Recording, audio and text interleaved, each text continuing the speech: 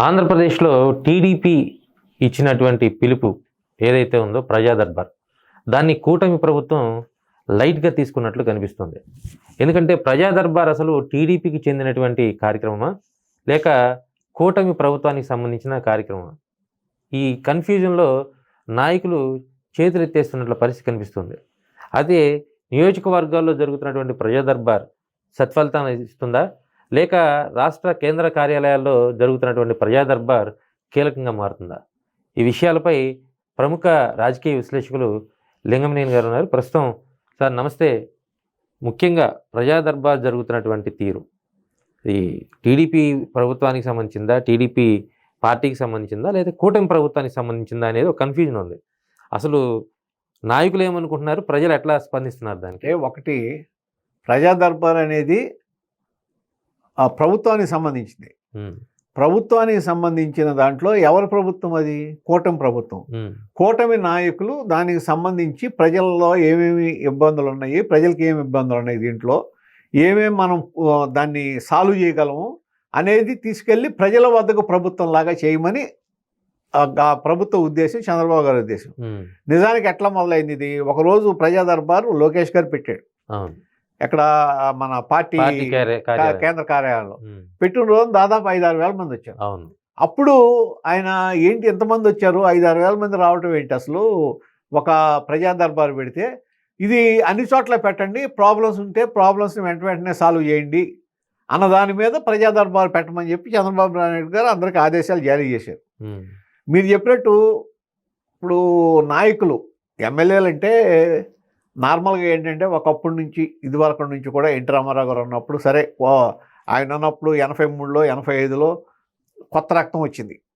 అంతే, కొత్త రక్తం వచ్చినా వాళ్ళు అందరూ కూడా ఎడ్యుకేటెడు, చాలా highly qualified, doctors, engineers, teachers, professors, ఇటువంటి వాళ్ళందరూ రాజకీయాల్లోకి వచ్చారు. వాళ్ళకి ఏంటంటే సమాజం మీద ఒక అవగాహన, రాజకీయాల మీద ఒక అవగాహన ఉన్నవాళ్ళు వచ్చారు. తర్వాత పొలిటికల్ క్లాసులు ఇవన్నీ కూడా కండక్ట్ చేశారు వాళ్ళందరికీ. పొలిటికల్ క్లాసెస్ కండక్ట్ చేశారు. వాళ్ళకి అసలు రాజకీయం అంటే ఏంటి, ప్రజలతో ఎలా ఉండాలి, ప్రజలతో ఎలా మెలగాలి, కార్యకర్తలు ఎలా ఉండాలి, కార్యకర్తలు ఏ విధంగా ఆదర్శంగా ఉండాలి, తెలుగుదేశం పార్టీ నాయకులు ఏ విధంగా ఆదర్శంగా ఉండాలి ప్రజలకు అనేది ఆ రోజున నూరిపోశారు. అది ఆ తరమంతా ఆ విధంగా సాగింది. తర్వాత ఈ మధ్యలో పొలిటికల్ క్లాసులన్నీ ఆగిపోయినాయి. సరే, డబ్బుకి సంబంధించి ఎక్కడెక్కడ నుంచో వచ్చిన పారాషూట్ నాయకులు అందరూ దిగిపోయారు. అంటే వాళ్ళకి రాజకీయం అంటే ఏంటో తెలియదు, రాజకీయ అవగాహన లేదు. ఏదో సోషల్ మీడియా బ్యాచ్, లేదంటే ఒక ఐటీ వాళ్ళు, వాళ్ళకి వాళ్ళ ప్రపంచం తప్ప జనంలో తిరగటం కానీ, జనాలకు ఏం కావాలి, ప్రజలు ఏం కోరుకుంటున్నారు, ఈ అవగాహన లేని మనుషులందరూ కూడా, వ్యాపారం చేసుకునే మనుషులు, వ్యాపారస్తులు, వీళ్ళందరూ కూడా ఒక పారాషూట్ బ్యాచ్ లాగా సూట్ కేసు వేసి దిగిపోయారు. వాళ్ళకి సీట్లు ఇచ్చారు, గెలిచారు. ఏదంటే జగన్మోహన్ రెడ్డికి వ్యతిరేక పవనాల్లో వచ్చారు వీళ్ళందరూ. జగన్మోహన్ రెడ్డి అనే వ్యక్తికి ప్రజలు పూర్తి స్థాయిలో వ్యతిరేకత ఉన్న రోజున పాత ప్రభుత్వం మీద కోపంతో నెగిటివ్ ఓటుతో వీళ్ళందరూ ఎలక్ట్ అయ్యారు. కానీ వీళ్ళకి ఆ సంగతి తెలియట్లా. నెగిటివ్ ఓటుతో కాదు, మమ్మల్ని ఏదో చూసి మా డబ్బులు చూసి వేసారని వీళ్ళు భ్రమపడుతున్నారు. ప్రజల్ని మాత్రం అండర్ ఎస్టిమేషన్ వేయకూడదు ఇక్కడ.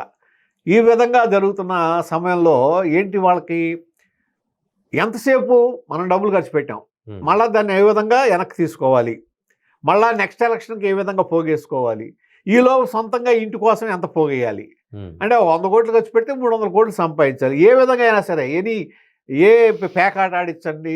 తర్వాత ఇసుక ఫ్రీ చేసింది గవర్నమెంట్, కానీ ఇసుక నుంచి కూడా డబ్బులు వస్తున్నాయి. అట్లాగే మీకు రేషన్ బియ్యం, జగన్మోహన్ రెడ్డి గారు ఉన్నప్పుడు రేషన్ బియ్యం మీద పెద్ద స్కామ్ అని చెప్పి జరిగింది. తెలుగుదేశం పార్టీనే దాని మీద ఉద్యమాలు చేశారు, మిగిలిన పార్టీలు కూడా చేసినాయి.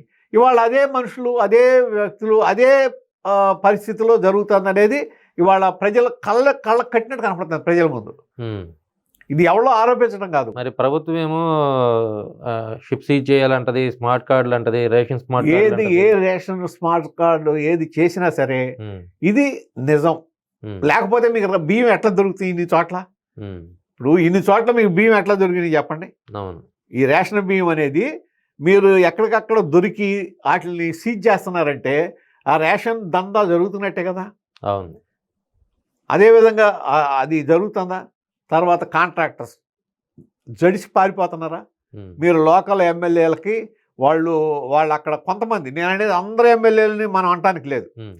ఒక 40-50 మంది ఈ విధంగా ఉన్న వ్యక్తులు డబ్బే ప్రధానంగా చూసుకుని, డబ్బునే ఒక ఆలంబనగా చూసుకుని ఉమ్. వాళ్ళు చేస్తున్న పనులకి ఆ చెడ్డ పేరు ఎవరికి వస్తుంది? ఖచ్చితంగా కూటమి ప్రభుత్వానికి వస్తుంది, చంద్రబాబు నాయుడు గారికి వస్తుంది, లేకపోతే పవన్ కళ్యాణ్ గారికి వస్తుంది. ఉమ్. బీజేపీలో దాదాపు లేదు ఇది, ఈ పరిస్థితి. ఉమ్. ఇట్లా దీన్ని కంట్రోల్ చేయాల్సిన బాధ్యత ఎవరిది? ఇమ్మీడియట్గా చేయకపోతే ఆ నష్టం కూడా ఎవరిది? ఆ పార్టీకి. ఉమ్. ఇప్పుడు వీళ్ళందరికీ ఏంటంటే ఏ విధంగా సంచులు తీసుకుని మూటలు మోసుకుని వచ్చారో అదేవిధంగా మూటలు మోసుకుని హెలికాప్టర్కి వెళ్ళిపోతారు. మళ్ళీ పారాచూట్ బ్యాచే కదా. సూట్ కేసు తీసుకొని వాళ్ళకి ఇక్కడ ఏం ఇంట్రెస్ట్ లేవు. ఉమ్. ఏది ఆంధ్రప్రదేశ్లో ఇంట్రెస్ట్ ఏంటి వాళ్ళకి? ఒక డబ్బులు పెట్టాం, ఉమ్. ఒక పదవి తీసుకుందాం, సంపాదించుకుందాం అనుకున్నారు. ఎంతమంది ఉన్నారు సార్? వన్ టైం ఎమ్మెల్యేలు ఎంతమంది ఉన్నారు మీ దృష్టిలో? దాదాపు 60 మంది ఉన్నారు. 60 మంది. దాదాపు 60 మంది. ఉమ్. మీకు ఇటువంటి ఆరోపణలన్నీ చూడండి, మీరు ఒక్కసారి ఈ పేర్లు చూసుకోండి. ఉమ్. ఈ విధాన ఆరోపణలు సీనియర్ ఎమ్మెల్యే ఎవరి మీద రాట్లా. ఉమ్. ఏ సీనియర్ ఎమ్మెల్యే మీద కూడా ఇటువంటి, ఎందుకంటే సీనియర్ ఎమ్మెల్యేస్ వాళ్ళకి తెలుసు తెలుగుదేశం పార్టీ సిద్ధాంతం ఏంటి, ఎన్టీఆర్ గారు ఏం చెప్పాడు, చంద్రబాబు నాయుడు గారు ఏం చెప్పాడు, ఆయన ఎంత జాగ్రత్తగా ఉంటాడు, ఎంత జాగ్రత్తగా మనం పరిపాలన చేయాలి, మళ్ళా రేపు ప్రజలకు మనం ఏ విధంగా జవాబుదారీ ఉండాలి, మళ్ళా రేపు మనం ఎలక్ట్ అవ్వాలంటే మనకు చెడ్డ పేరు రాయకూడదు, మన కుటుంబానికి చెడ్డ పేరు రాకూడదు, ఆ జాగ్రత్తను తీసుకుంటున్నారు. వీళ్ళకేంటి ఇది? ఈ వన్ టైం మీరు ఇందాక అన్నారు కదా, ఓటీపీ వన్ టైం ఎమ్మెల్యేస్ వీళ్ళందరూ ఆల్రెడీ ప్రజల్లో ఈ మాట వచ్చేసింది. వన్ టైం ఎమ్మెల్యే అనే మాట ఇవాళ చాలా మందిలో వచ్చేసింది. వాళ్ళందరూ కూడా దాదాపు 99% కొత్తగా వచ్చిన వాళ్ళే, రాజకీయాలకు సంబంధం లేకుండా ఎక్కడో డబ్బు సంచులు వేసుకుని దిగిన పారాచూట్ బ్యాచ్. మళ్ళీ ఈ పారాచూట్ బ్యాచ్ డబ్బు సంచులు వేసుకుని పరారైపోతారు. అక్కడ వాళ్ళకి ప్రజలకు జవాబుదారీతనం లేదు, వాళ్ళకి ఉండదు. ఒకవేళ ప్రజలకు జవాబుదారీగా ఉండేవాళ్ళైతే ఈ పనులు చేయరు, ఇటువంటి పనులు చేయరు. మనం చూసాం కదా, ఇప్పుడు ఎవరైతే రఘురామకృష్ణరాజు గారు మీద ఆ రోజున ఒక ఎంపీగా ఉంటే ఆయన మీద హత్యా ప్రయత్నం చేసిన ఒక వ్యక్తి, అతన్ని పోలీసులు అరెస్ట్ చేస్తే అతనికి మద్దతుగా ఒక ఎమ్మెల్యే వెళ్ళాడంటే ఏం చెప్పాలి మనం? అంటే ఇప్పుడు రఘురామకృష్ణరాజు గారి పొజిషన్ ఏంటి? వాళ్ళ ఆ రోజున ఎంపీ, వాళ్ళ డిప్యూటీ స్పీకర్. దానికి వెళ్తాం అంటే ఏం చెప్పాలి? సరే, తర్వాత చంద్రబాబు నాయుడు గారు వార్నింగ్ ఇచ్చారో తర్వాత కంట్రోల్ అనేది వేరే సంగతి. అంటే వాళ్ళ యాటిట్యూడ్ చెప్తున్నాను నేను. ఏ విధంగా మీరు ఇప్పుడు ఒకవేళ సీనియారిటీ ఉన్నవాళ్ళైతే, ఒకవేళ మీకు లోపల ఉన్నా ఆ విధంగా బయట పడరు. అంటే వీళ్ళకి ఏంటి అసలు ఏం తెలియట్లా, రాజకీయం అంటే ఏం తెలియట్లా, ప్రజలకు జవాబుదారీగా ఎలా ఉండాలో తెలియట్లా, ఏ విధంగా పరిపాలనలో పాలు పంచుకోవాలో తెలియట్లా. ఎంతసేపు ఏంటంటే కమిషన్లు దండుకుంటాం. నాకు ఒక మిత్రుడు, అంటే మధ్యాహ్నమే టీడీపీకి సంబంధించిన మిత్రుడే చెప్పారు, ఎమ్మెల్యేలు కానీ మంత్రులు కానీ పొరపాటున కార్యకర్తలు వస్తే కార్యాలయానికి వాళ్ళని ఏదో ఇప్పుడు ఉన్న పరిస్థితుల్లో ఏదో చీడ పురుగులాగా, ఒక అంటరాని వ్యక్తుల్లాగా, మీరు ఎందుకు వచ్చారు పార్టీ ఆఫీస్కి, ఇప్పుడు మా కార్యాలయానికి ఎందుకు వచ్చారని అంటే అలా చూసి బిహేవ్ చేసి పంపిస్తున్నారండి. అదేనండి, ఇప్పుడు కార్యకర్తలు నిజంగా పాపం తెలుగుదేశం పార్టీ కార్యకర్తల పరిస్థితి దయనీయం. ఎందుకంటే మీరు చూడండి, వాళ్ళకేమీ పదవులు రావు. అంటే మామూలు పార్టీ పదవులు వచ్చినా ఏం సంపాదన మార్గాలు కాదు. వాళ్ళకి సంబంధించి మరీ గ్రామ స్థాయిలో ఉన్న నాయకులు అయితే వాళ్ళ జేబులో డబ్బులు ఖర్చు పెట్టుకుని, వాళ్ళు ఏంటంటే ఒక గౌరవం కోసం, పార్టీ బలంగా ఉంచడం కోసం, ఒక విధంగా ఆ గ్రామంలో పట్టు నిలుపుకోవడం కోసం వాళ్ళ సొంత ఆస్తులు కరిగించుకుంటారు. కరిగించుకుని పార్టీ కోసం పనిచేస్తారు. రేపు ఏదైనా ఇబ్బందులు వచ్చినా గ్రామంలో వాళ్ళే పడతారు. ఎందుకంటే ఆ తనులదనండి, ఇప్పుడు ఆ చంద్రయ్య ఉన్నాడు, మనకు ఉదాహరణ, మా తెలుగుదేశం పార్టీలో లోకేష్ గారు కానీ చంద్రబాబు నాయుడు కానీ పదే ఆ మాట మనం అంటాం. చంద్రయ్య గారు పెక్కోసినా సరే జై జగన్ అంటే అనలేదు. కానీ ఆయన ఏంటి, ఎటువంటి స్థాయి నాయకుడు, చాలా గ్రామంలో చిన్న స్థాయి నాయకుడు, వాళ్ళకి చూడండి ఎంత పట్టుదల ఉందో. ఆ పట్టుదల ఈ ఎమ్మెల్యేలో ఏది, ఈ ఎంపీల్లో ఏది, ప్రజాప్రతినిధుల్లో ఏది? వీళ్ళకి మీరు దాదాపు ఇవాళ సగం మంది పై దగ్గర 164 మంది ఎమ్మెల్యేలు ఉంటే దాదాపు ఒక 50 మంది పైన వైసీపీలో ఉన్న గతంలో ఎవరైతే దందాలు చేశారో వాళ్ళతో కుమ్మక్కై పంచుకుంటున్నారు అనేది ఇవాళ కూడా ఉంది. మీకు గ్రామ స్థాయి కాదు సార్, ఎన్ఆర్ఐ విభాగం కూడా టీడీపీ చాలా స్ట్రాంగ్ ఉంటుంది. అవును, ఇటీవల కాలంలో అంటే కాదు నేను అనేది ఏంటంటే ఇప్పుడు ఎన్ఆర్ఐ విభాగం కానీ వాళ్ళు ఎంత కష్టపడినా వాళ్ళు బ్రెయిన్తో కష్టపడతారు, సరే మిగిలినవన్నీ వేరు. కానీ వాళ్ళకి ఫిజికల్గా ఇబ్బందులు ఉండవు. నేను అదే చెప్తాను, వాళ్ళకి ఫిజికల్, కానీ వీళ్ళకి ఫిజికల్గా ఇబ్బందులు. అది ఫిజికల్ గా కూడా ఇబ్బంది. నేను మొన్న చెప్తున్నాను, లోకేష్ గారు మొన్న అమెరికా పర్యటనకు వెళ్తే ఒక్కొక్కళ్ళు 10 గంటలు ట్రావెల్ చేసి లోకేష్ గారు ఉన్న ప్రాంతానికి చేరుకున్నారు. మీరు చెప్పేది ఒకటండి, ఫిజికల్ ఇబ్బందులు అంటే వాళ్ళు బయలుదేరిన శ్రమ గురించి మాట్లాడుతున్నారు మీరు. నేను అది కాదు, ఫిజికల్ అటాక్, వీళ్ళు ఫిజికల్ గా వాళ్ళు అటాక్ గురవుతారు, వీళ్ళు ఇబ్బందులు పడతారు, వాళ్ళ తలకాయలు పాలు కొట్టుకుంటారు, పోలీస్ స్టేషన్లకు వెళ్తారు, వాళ్ళ ఇబ్బందులు వర్ణనాతీతం. గ్రామ స్థాయిలో ఉన్న పార్టీ క్యాడర్కి వాళ్ళ ఇబ్బందులు మామూలు ఇబ్బందులు కాదు. కానీ వాళ్ళని మనం ఏం అడ్రస్ చేస్తున్నాం, వాళ్ళకి మనం ఏం గౌరవం ఇస్తున్నాం, వాళ్ళకి మనం ఏం ఇది చేస్తున్నాం? ఇందాక మీరు అంటున్నారు ఈ ఎమ్మెల్యేలు కానీ ఈ గెలుపు వాళ్ళ కష్టం నుంచి వచ్చిందే కదా, అంతే, వాళ్ళ శ్రమే కదా. వాళ్ళు శ్రమిస్తే, వాళ్ళు కష్టపడితే మీరు గెలిచి ఆందోళన ఎక్కారు. చివరి నిమిషంలో టికెట్ తీసుకున్నారు, గెలిచారు. మీ ముక్కు మొహం తెలియని కూడా గెలిపించారు. ఇవాళ తెలుగుదేశం పార్టీ కార్యకర్తల గొప్పతనం, నాయకులు గొప్పతనం చెప్పాలంటే మీరు మైలవరం ఒక ఉదాహరణ. మైలవరంలో ఇప్పుడు ఎన్టీఆర్ జిల్లా మైలవరంలో ఇంతకు ముందు వైఎస్ఆర్సీపీ ఎమ్మెల్యే కింద వసంత కృష్ణప్రసాద్ గారు ఉన్నారు. అదే తెలుగుదేశం పార్టీ ఇన్ఛార్జి దేవినేని ఉమామహేశ్వర గారు. ఉమామహేశ్వర గారి మీద కేసులు పెట్టి ఆయన్ని జైలుకు పంపించారు. అక్కడ కార్యకర్తల మీద అనేక కేసులు పెట్టారు, వాళ్ళ మీద అరాచకాలు జరిగినాయి. అన్ని గొడవలు జరిగిన తర్వాత కూడా లాస్ట్ మినిట్లో దేవినేని ఉమామహేశ్వర గారికి టికెట్ ఆపేసి వసంత కృష్ణప్రసాద్ గారి టికెట్ ఇస్తే టీడీపీ వాళ్ళందరూ ఆయన్ని గెలిపించారు. అంటే ఆ కమిట్మెంట్, పార్టీ కమిట్మెంట్ ఎట్లా ఉంటుందంటే వాళ్ళు ఏమీ పట్టించుకోవాలి. మన మీద కేసులు పెట్టాడు గతంలో, మన ఇబ్బంది పెట్టారు. ఆ విషయం మాత్రం మీరు ఇందాక చెప్పినట్లుగా వైసీపీ ప్రభుత్వంతో ఎవరైతే ఇబ్బందులు పడ్డారో ఆ ఇబ్బందుల నుంచి బయటకు రావడానికి ఖచ్చితంగా టీడీపీని గెలిపించారు, కూటమిని. అదే ఆ విధంగా ఇప్పుడు పార్టీ కార్యకర్తలు అంత కమిట్మెంట్తో ఉన్నప్పుడు, అంత ఇదిగా ఉన్నప్పుడు ఎంత గౌరవం ఇవ్వాలి వాళ్ళకి? ఇప్పుడు వాళ్ళకి ఇప్పుడు మొదలెట్టారు పొలిటికల్ క్లాసులు అంటే, మళ్ళీ మొదలెట్టారు. అది ఎప్పుడు చేయాలి? ఇదివరకే చేయాలి. సరే బెటర్ దాన్ ఎవరు అనుకోండి, ఇప్పుడు మొదలైంది. కానీ ఏంటంటే ఒక సిస్టమ్ని డెవలప్ చేయాలి. వీళ్ళకి కాదు, అసలు ఎమ్మెల్యేల క్లాసులు కండక్ట్ చేయాలి, ఎంపీలకు క్లాసులు కండక్ట్ చేయాలి. వాళ్ళకి చెప్పాలి అసలు వాళ్ళకి అవసరం క్లాసులు, పొలిటికల్ క్లాసులు. వాళ్ళు అసలు రాజ్యాంగం అంటే ఏంటో చెప్పాలి, వాళ్ళకి పరిపాలన ఏంటో చెప్పాలి, ఏ విధంగా పాలన చేయాలో చెప్పాలి, ప్రజలకు జవాబుదారీతనం ఎట్లా ఉండాలో చెప్పాలి, ప్రజల మన్నన ఎట్లా పొందాలో చెప్పాలి, మీకు ఉన్న కుటుంబాన్ని ఏ విధంగా చూసుకోవాలి, మీకు సంబంధించి నైతికంగా ప్రవర్తన మీరు ఎంత గొప్పగా, ఎంత ప్రజలకి దగ్గరగా ఉండాలి, ప్రజలకి వాళ్ళ ఒక వీళ్ళు ఇట్లా ఉండాలరా ఒక మార్గం అనే విధంగా మార్గదర్శకంగా ఉండాలి మీ ప్రవర్తన, మీ ఇది. ఆ విధంగా ఉంటుందా? ఎవరైనా ఒక అపార్ట్మెంట్ కడతంటే అపార్ట్మెంట్కి మీకెందుకు ఇవ్వాలి డబ్బులు? ప్రభుత్వానికి ట్యాక్స్ కడుతున్నారు, మీ ట్యాక్స్ ఏంటి? ఎమ్మెల్యేలు ఇవాళ ఒక పేపర్లో వచ్చింది, మీరు చూడండి, సెంట్రల్ గవర్నమెంట్ ప్రాజెక్ట్ అయినా సరే, ఏ ప్రాజెక్ట్ అయినా సరే, మా ఏరియాలో కడితే మాకు కట్టాల్సిందే 10% అని చెప్పి పేపర్లో వచ్చింది. ఈనాడులో వచ్చింది, అది ఈనాడులోనూ జ్యోతిలోనూ. అసలు వీళ్ళకి ఎందుకు కట్టాలి?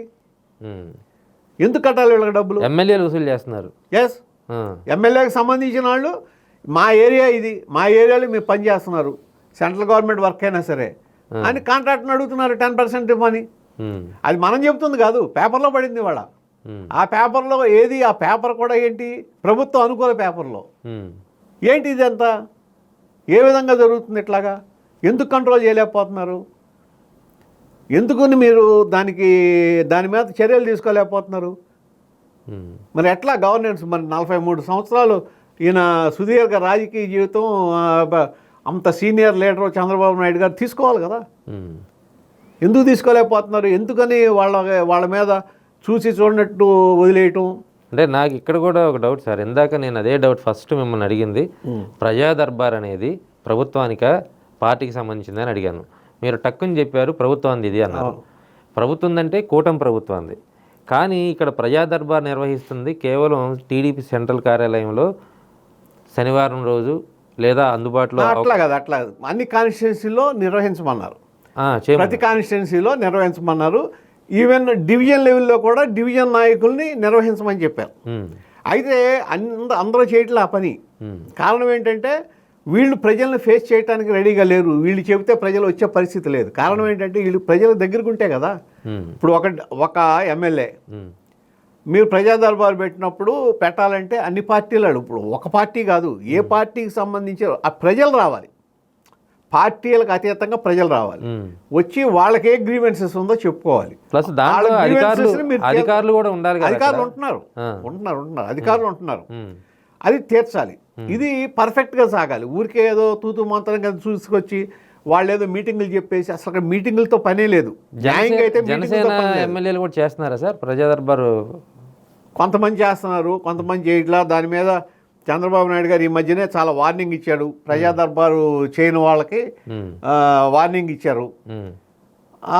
అట్లాగే నేను అనేది ఏంటంటే ప్రజల్ని ఫేస్ చేయడానికి మీకు ఎందుకు అంత భయం అంటే అక్కడ ఏమవుతుంది, నైతికంగా మీరు దిగజారిపోయారు కాబట్టి, నైతికంగా భయపడుతున్నారు కాబట్టి, నైతికంగా బలం కోల్పోతున్నారు కాబట్టి వాళ్ళు ప్రజల్ని ఫేస్ చేయడానికి భయపడుతున్నారు. ఎందుకు, ఏం బయటకు వస్తుందో ఏం అడుగుతారో. ఏం సార్ సంవత్సరాల కాలంలోనే ఏం బయటకు వస్తుంది అంటారు? సంవత్సరాల కాలంలోనే ఎన్ని చేశారు ఇప్పుడు? ఇప్పుడు ఈ స్కాములన్నీ ఇప్పుడు వాళ్ళు ఎమ్మెల్యే స్థాయిలో జరుగుతున్నాయన్నీ సంవత్సరాల్లో జరిగినాయి కదా. మీరు చెప్పిన ఇసుక కానీ, లిక్కర్ మాఫియా కానీ, ల్యాండ్ విషయాలు కానీ. లిక్కర్ జరిగింది, దొరికారు మొన్నే. సరే ఎవరు చేశారా ఏంటా అది ప్రభుత్వం తేలుస్తుంది, లేకపోతే కోర్టులు తేలుస్తే అది వేరే. నేను లిక్కర్ స్కామ్ కాదు అంటే బెల్ట్ షాపుల వ్యవహారం. బెల్ట్ షాపులు అట్లాగే ఉన్నాయి, బెల్ట్ షాపులు ఉన్నాయి, లేవంటానికి లేదు, ఉన్నాయి.